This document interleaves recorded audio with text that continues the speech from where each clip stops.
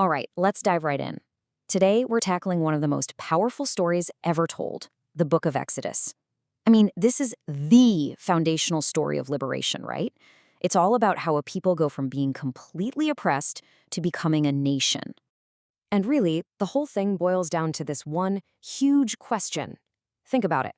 How does a group of slaves, literally slaves, take on a massive empire and somehow come out the other side as a brand new nation? I mean, the stakes are just impossibly high. So to really get this, we've got to go back to the beginning. We're in ancient Egypt, and the descendants of Jacob, the Israelites, are in a really, really bad spot. What started out okay has turned into an absolute crisis. And things went downhill fast.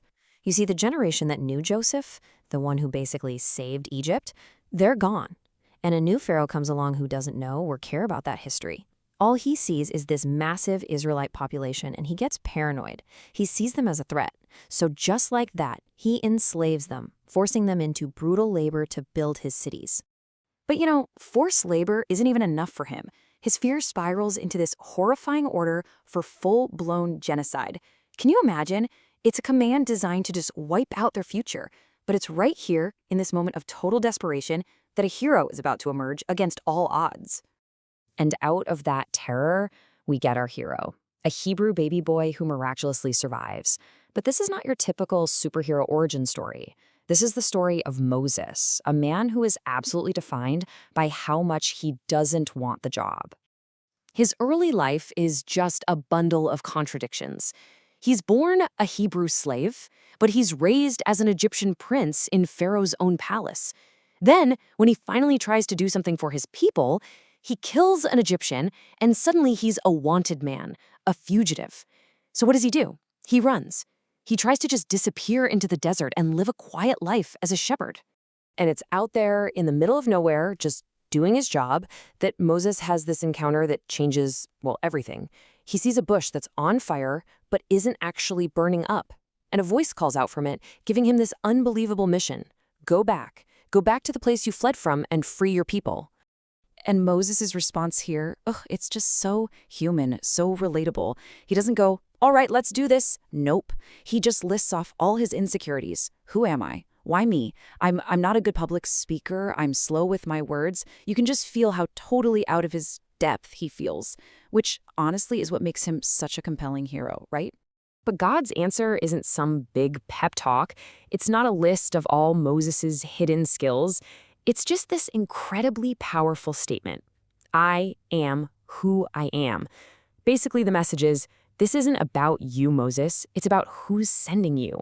So, armed with that divine authority, and with his brother Aaron to do most of the talking, Moses heads back to Egypt. He's about to walk into the court of the most powerful man on the planet for a showdown. And that first meeting, it's a total train wreck. Moses says, let my people go. And Pharaoh basically laughs in his face, saying, who is this Lord you're talking about? Then, to add insult to injury, he makes life even worse for the Israelite slaves. He punishes them for even asking. So this kicks off a terrifying power struggle. A series of 10 plagues is unleashed on Egypt, and each one is like a direct attack on the Egyptian way of life and their gods. It starts with the Nile River turning to blood and just escalates from there. Frogs, locusts, darkness, each one worse than the last, systematically dismantling Egypt's economy and society. And through all this, we see this really frustrating cycle play out. A plague hits, and Pharaoh, under all that pressure, says, okay, fine, you can go. But then, as soon as the plague lifts, he changes his mind. His heart hardens, as the text says. And this happens over and over and over again. Well, this back and forth can't go on forever. It all builds to one final, absolutely catastrophic plague, and a frantic escape in the dead of night. This is the climax. So the final blow is tied to this ritual called the Passover. The Israelites are told to mark their doors with the blood of a lamb. That night, an angel of death passes through Egypt, and every firstborn son dies, from Pharaoh's own child down to the lowest servant. But the angel passes over the homes marked with blood, and that is what finally breaks Pharaoh. So Pharaoh screams at them to get out, and they do. A massive crowd of people just walking out of slavery. But Their freedom lasts for about 5 minutes, because Pharaoh, true to form, changes his mind one last time. He sends his entire army, all his best chariots, to hunt them down. And they catch up to them at the edge of the Red Sea. They're trapped. This has to be the end, right? The people are panicking. But then, the impossible happens. Moses holds out his staff, and the sea parts. A path of dry land opens up with these towering walls of water on both sides. It's an escape route that shouldn't exist. The Israelites scramble across to the other side, and the Egyptian army, just blinded by arrogance and rage, charges right in after them.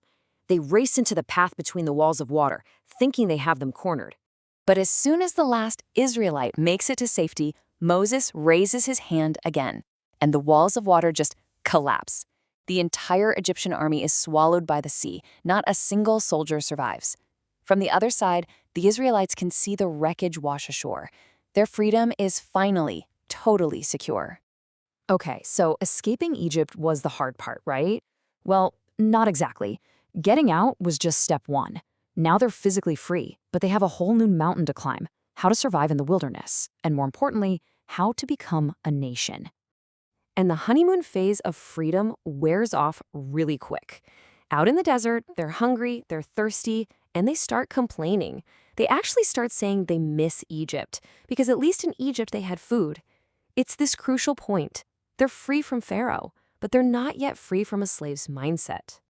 So their journey takes them to the base of Mount Sinai. The whole mountain is shaken, covered in fire and smoke, and it's here that Moses goes up to meet with God and comes back down with a new foundation for their entire society: the 10 Commandments. Now, this is the real turning point. These aren't just a list of don'ts. This is a covenant, a kind of treaty between God and these people. It's a blueprint for building a just and moral society from the ground up. This is the moment a wandering tribe of former slaves officially starts becoming a nation. But here's the thing. While Moses is up there, getting this blueprint for their entire society, what are the people doing down below? They're getting restless, impatient, and they demand Aaron make them a new god, something they can see. So he makes a golden calf. And that leaves us with the biggest question of the entire story. Sure, they're free from Egypt, but are they actually ready for what freedom really means?